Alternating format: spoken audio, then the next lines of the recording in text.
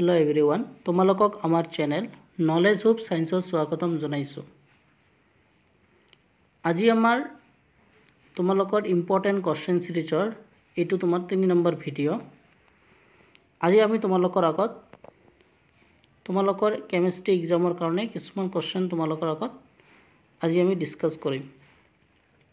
কিছুমানে ভাবিব পাৰা যে আপুনি মানে কেনেকৈ জানিলে এইবোৰ কোৱেশ্চন আহিব। তো মই এইবোৰ কোৱেশ্চন PYQ এনালাইসিস কৰিছো তাৰ পৰা এইবোৰ দিছো।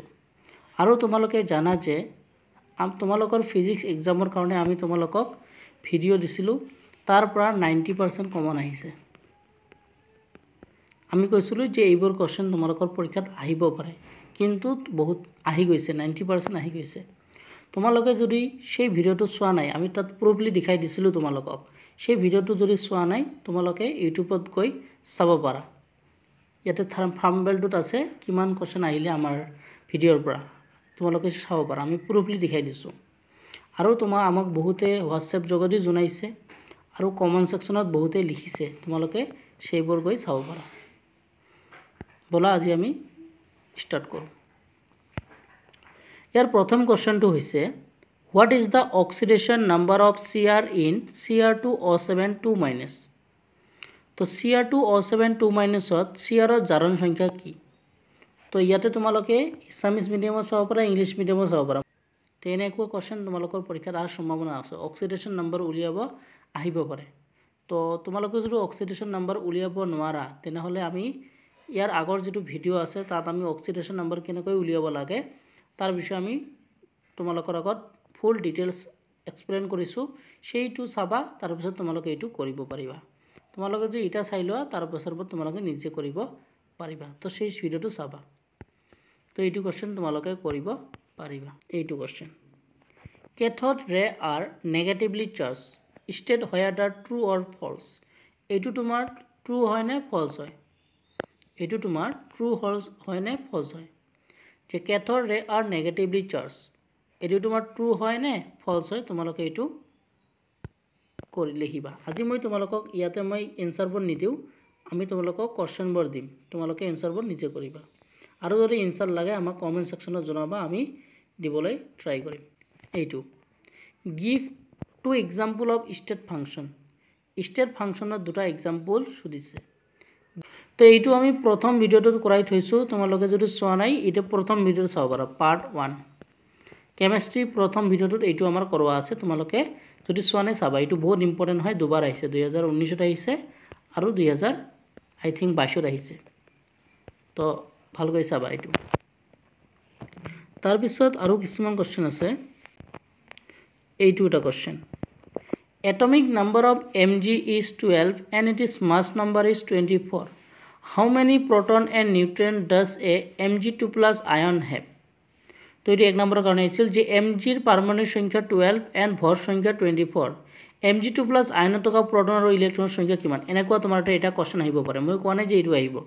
এনেকুৱা ধৰণৰ তোমালোকৰ এটা কোৱেশ্চন আহিব পাৰে। তো এনেকুৱা কোৱেশ্চন চাবা 1 মাৰ্কৰ কাৰণে আহিব পাৰে।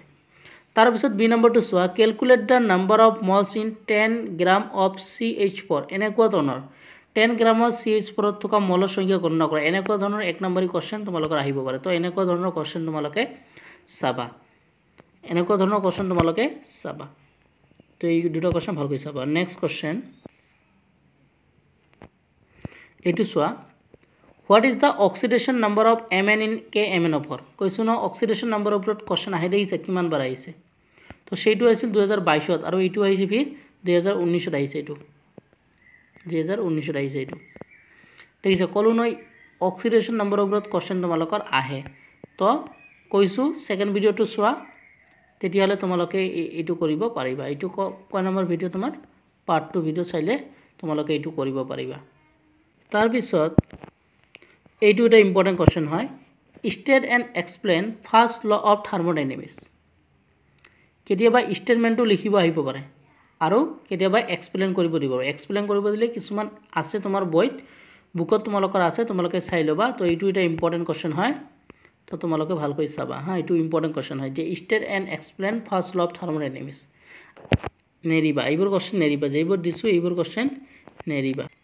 এইটো এটা কোৱেশ্চন আছে find out the mass of proton with wavelength 3.6 angstrom এইটো কি আৰ্মষ্ট্ৰং হয়নে নহয় হয় এতিয়া তোমালোকে এইটো পঢ়িবা 3.6 আৰ্মষ্ট্ৰঙত তৰংগ দৈৰ্ঘ্য বিশিষ্ট প্ৰটনৰ ভৰ গণনা কৰা তো এনেকুৱা তোমালোকৰ নিউমেৰিকেল আহিব পাৰে তো এইটো নিউমেৰিকেল ভালকৈ চাবা বা কেতিয়াবা এই ভ্যালুটো চেঞ্জ কৰি দিব পাৰে আৰু নিউমেৰিকেলটো সেম হ'ব তো এনেকুৱা এটা তোমালোকে ভালকৈ চাবা নেৰিবা তাৰ পিছত আৰু এটা কোৱেশ্চন আছে এইটো এটা ইম্পৰ্টেন্ট কোৱেশ্চন হয় এইবাৰ মানে দুবাৰ তিনিবাৰ ৰিপিট হৈ আছে বাৰবাৰ ৰিপিট হৈ আছে তো এইবাৰ ভালকৈ চাবা তো এইটো কি দিছে তোমালোকৰ যে write short note on global warming name one greenhouse gases এইটো কোৱেশ্চন দেখা এইটো কোৱেশ্চন দুবাৰ না তিনিবাৰ আহিছে তো অলপ চাবা আৰু গ্লোবাল ওয়াৰ্মিঙত তোমালোকে শৰ্ট নোটটো চাব পাৰা কেতিয়াবা আহিব পাৰে আৰু এটা গ্ৰীণ হাউস বা দুটা এটা দিছে ইয়াতে তোমালোকে দুটা পঢ়ি থবা মই সাজেষ্ট কৰিছো তোমালোকে দুটা গ্ৰীণ হাউস গেছৰ নাম বা সেউজগৃহ গেছৰ নাম পঢ়ি থবা দুটা থবা এটা থবা দুটা থবা কেতিয়াবা দুই মাৰ্কৰ কাৰণে আহিব পাৰে আৰু সেউজগৃহ গেছবোৰ চাবা তেতিয়া তোমালোকৰ অপচনতো দিব পাৰে বুজি পাইছা অপচনতো কেতিয়াবা দিব পাৰে তো এইটো কোৱেশ্চন তোমালোকে ভালকৈ চাবা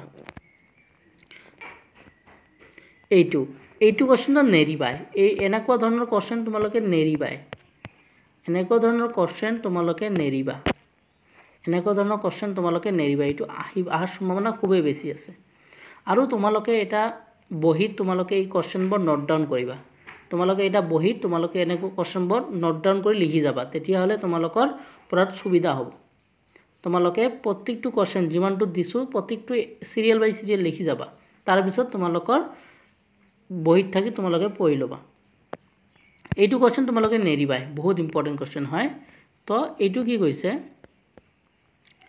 পাউলি এক্সক্লুশন প্ৰিন্সিপাল এইটো এক্সপ্লেইন কৰিবলৈ আহে বা কেতিয়াবা স্টেটমেন্টটো লিখিব আহে আৰু অফ প্ৰিন্সিপাল এইটো তোমালোকে এক্সপ্লেইন বা স্টেটমেন্ট লিখিব আহে আৰু কেতিয়াবা তোমালোকৰ হুন ৰুল যেটো আছে সেটো কেতিয়াবা আহে তো সেইটো চাই লবা ইয়াৰ লগতে সেটো চাই লবা আৰু এইটো আহিলে তোমালোকৰ 4 মাৰ্কৰ কাৰণে আহিব পাৰে 4 মাৰ্ক নহলে 5 মাৰ্কৰ কাৰণে আহিব পাৰে 5 মাৰ্কৰ কাৰণে আহে থিং 5 মাৰ্কৰ কাৰণে আহিব পাৰে 4 মাৰ্ক নহয় সৰি 5 মাৰ্কৰ কাৰণে আহিব পাৰে বা কেতিয়াবা 2 মাৰ্কৰ দিব পাৰে স্টেটমেন্ট লিখিব দি নেক্সট কোৱেশ্চন সোৱা এই দুটা কোৱেশ্চন এইটো মোস্ট ইম্পৰ্টেন্ট কোৱেশ্চন এইটো কোৱেশ্চন নেৰিবাই এইটো কোৱেশ্চন নেৰিবাই তোমালোকে এইটো কোৱেশ্চন নেৰিবাই মোস্ট ইম্পৰ্টেন্ট কোৱেশ্চন হয় তো what do you mean by PS of a solution এইটো ইকুইলিব্ৰিয়াম চ্যাপ্টাৰটোৰ পৰা দিছে তো মই ৰাখিবা এটা দ্ৰব্যৰ পিএস বুলিলে কি বুজা এই ডেফিনেশনটো ভালকৈ পঢ়িবা find out the relation between KC and KP এইটো মোস্ট ইম্পৰ্টেন্ট কোৱেশ্চন হয় নেৰিবা কেমিষ্ট্ৰি এক্সামত আহাৰ সম্ভাৱনা খুবেই বেছি আছে find out the relation between KC and KP KC আৰু কেপিৰ মাজত তোমালোকৰ ৰিলেশন উলিওৱা কোৱেশ্চন আহাৰ সম্ভাৱনা খুবেই বেছি বাৰ আহি আছে এনেকুৱা ধৰণৰ কোৱেশ্চন তো এইবোৰ তোমালোকে নেৰিবা what will be the Bronsted base of AHF and H2SO4 আৰু তোমালোকে ইয়াৰ মানে ব্ৰনষ্টেড খাৰকবোৰ কি এইটো তোমালোকে ধুনিয়াকৈ চাবা তো এইটো কোৱেশ্চন তোমালোকে নেৰিবা ধুনিয়াকৈ চাবা বুজি পালা তো ধুনিয়াকৈ চাবা নেক্সট কোৱেশ্চন